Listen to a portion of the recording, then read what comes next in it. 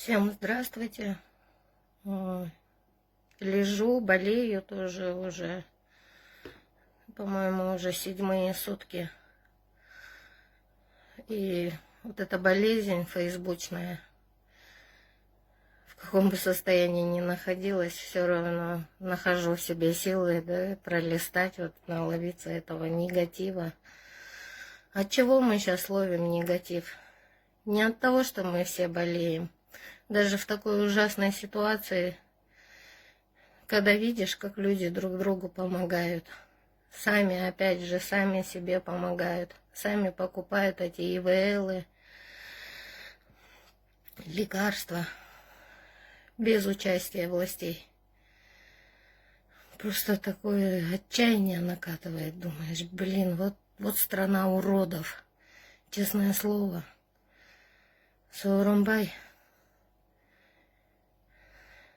Сооронбай, даже не знаю, как вас по отчеству. Прости меня, Господи. В общем, наш президент, вы вообще в своем уме? Я хотела спросить вас прямо. Вы же видите, я не фейк, я настоящий гражданин Кыргызстана. Я Илингойлю отца, крылу отца. О каких выборах ты думаешь? Вообще, я не знаю, ни в какие моральные рамки не укладывается то, что вы вытворяете сейчас. Какая агитация нахрен? Если ко мне кто-то вот сюда придет агитировать, да, я на них собак спущу. Для меня это будут последние конченые уроды, которые приходят здесь, будут мне тут газетки свои и красивые слова раскидывать. Вы самый бездарный, самый никчемный президент за всю историю Кыргызстана. Чем вы занимались во время подготовки? Где больница? Где деньги? Где вот эти все миллионы, миллиарды? Где они? Почему не отвечаете? Почему уялбай азыр кичинекей жаш балдарды, студенттерди просите, чтобы они на передовую вышли? Вообще, да, готовы до конца по трупам ходить.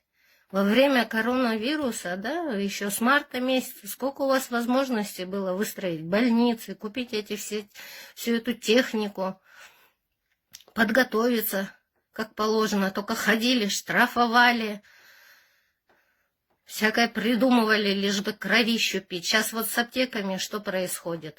Продукты все взвинтили, подняли, так и оставили на этом уровне. Вы первый враг народа. Я хочу, чтобы вы это знали, я надеюсь, что вы это услышите. Вы первый враг народа, вы первый враг матерей, детей, которые сейчас у нас в стране, которые за границей, которые сейчас сидят где как могут, переживают. И я искренне желаю, чтобы вы в этом году ушли со всей своей вот этой вот шайкой, бандой. Вы не думайте, даже если мы все болеем, мы найдем в себе силы противостоять вашему беспределу. Ненавижу вас. Утро, уважаемые граждане. Как вы знаете, на сегодняшний день уже свыше 90 человек умерли от коронавируса и около 200 человек от пневмонии. И в этих смертях виноват президент Кыргызской республики Жээнбеков Сооронбай Шарипович. Почему я это говорю? Потому что я его очень хорошо знаю. Очень хорошо знаю. И он меня тоже хорошо знает. Он знает, что я всегда говорю объективно. И поэтому я про него тоже хочу сказать, что действительно я его хорошо знаю и хотел помочь ему. Но он с марта месяца по сегодняшний день не принимает. Поэтому, уважаемый Сооронбай Шарипович, действительно, ваша вина в смертях этих людей.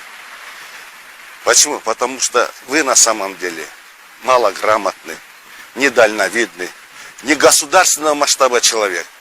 Вы должны понимать, что президент – это ответственная должность, Как сказал Уинстон Черчилль, цена величия – это ответственность, а вы безответственны. Поэтому, уважаемый Сооронбай Шарипович, я хотел бы вам, если вас хоть какая-то совесть осталась, я, Бакыт Керенбеков, с которым мы были вместе депутатами, сложите свои полномочия. Сложите свои полномочия. Потому что перед народом все равно придется перед Аллахом потом отвечать.